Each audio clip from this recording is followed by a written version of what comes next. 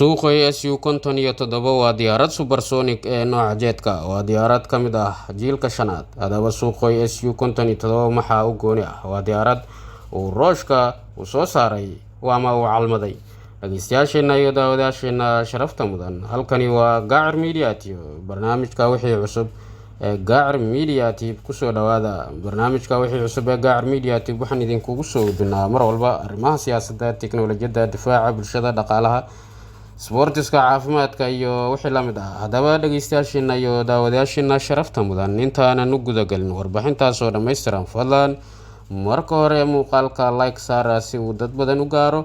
intiina nagu soo biirtayna waa mahadsantiin, intiina kale nagu cusubna subscribe, share iyo follow dhaha page-ka iyo channel-ka Gacar Media TV ee aan ku kala leenahay YouTube-ka iyo Facebook-ka. waa mahadsantiin. aan ku bilaawno.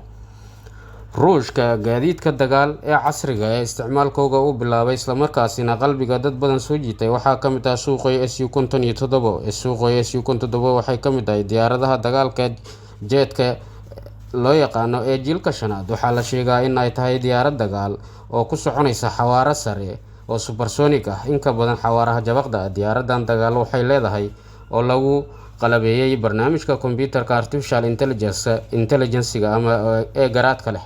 suuqa SU konton iyo toddoba waxay bixisaa adeegyo fara badan. waa diyaarad hawada wax ka duqeynaysa, sidoo kale iyadoo hawada ku sugan dhulka duqeyn ka geysan karta. haddaba suuqa SU konton iyo toddoba maxaa u gooni ah? waxay leedahay laba motor, waxay ku socotaa xawaaro supersonic oo ka sarreeya kan jabaqda. halkii saac waxay duuli kartaa ilaa iyo 2100 kilomitir. halkii jeer oo ay howlgal fulinayso waxay soo kormeeri kartaa ilaa iyo 3500 kilomitir. waxay awood u leedahay hawada dhexdeeda in ay ku nagaato ama ku sugnaato ilaa iyo 5 saacadood in ka badan. suuqa SU konton iyo toddoba waxay awood u leedahay inay raadaarka ka dhuumato xilliga ay howlgalka fulinayso iyadoo dhulka ka fogaanayso. waxay ku duuli kartaa ilaa iyo 20 mitir ay sare dhulka ka kore ay ku duuli kartaa.